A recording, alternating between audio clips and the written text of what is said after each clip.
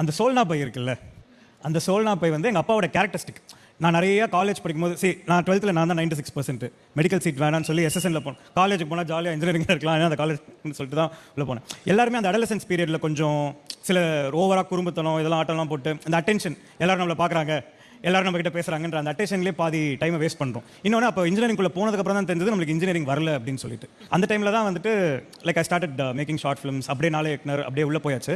But என்னன்னா ஒரு period of டைமில் இந்த ஃப்ரைடே ஆனால் கிளம்பி பேச்சுலர் ரூமுக்கு போயிடுறது. எங்கள் பசங்க இந்த அன்பு, பாம்பு, ஜெய் இது எல்லாமே ஒரு ரியல் கேரக்டர்ஸ் இருக்கானுங்க. அப்படியே எல்லாரும் ஆஃபீஸ் கிளம்பி போயிடுவாங்க, நான் மட்டும் உட்காந்து ஜாலியாக நான் சீரியல் பார்ப்பேன். பிக் பாஸ் அப்போ இல்லை, நான் ஜாலியாக சீரியல் பார்த்து ஜாலியாக கொஞ்சம் இருப்பேன். எங்கள் அப்பா அம்மாவுக்கு தெரியாது, ரொம்ப நெய்வ். ஏன்னா அவங்களுக்கு தெரிஞ்சது வந்து 12th கோல்டு மெடல் வாங்கின வருஷத்து மட்டும்தான் தெரியும். அதுக்குள்ளே அவங்க நம்பிக்கை ஃபார்ம் ஆயிடுச்சு. ஸோ அந்த டியூக்கு பைக் இதுன்னு உங்கள் கேரக்டர்ஸை ரீக்ரியேட் பண்ணலாம், ஏன்னா நான் நிறைய ஏமாத்திருக்கேன் அப்படின்னும் போது ஒரு பாயிண்ட்ல எனக்கே வந்து எப்படி இருந்ததுன்னா, இவ்வளோ ஏமாத்தினாலும் இவங்க வெள்ளந்தியா இருக்காங்களே அப்படின்னும் போது எனக்கே வலிச்சது. அதுதான் அந்த இமோஷன். எவ்வளோ இது பண்ணாலும் திருப்பி லவ் மட்டும் தான் எங்கள் அப்பா அம்மா எனக்கு தந்தாங்க.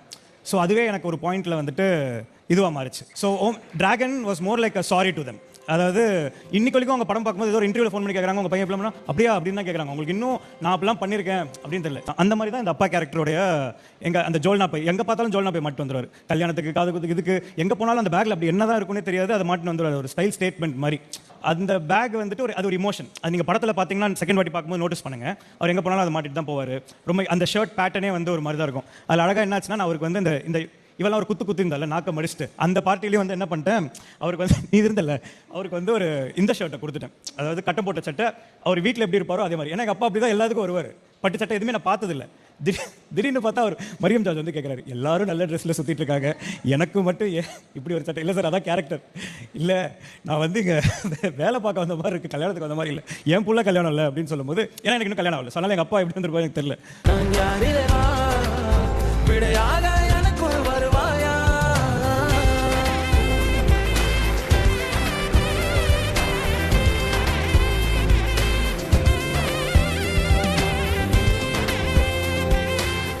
உங்கள் பிஹைண்ட் வுட் சர்வா இதை போயிட்டு எங்கள் அப்பா கிட்ட கொடுத்து அவர் திங்ஸ்லாம் இதில் மாற்றி அவரை போட்டு இந்த பேக்கை வச்சுக்க சொல்லி நான் இது பண்ணுறேன்.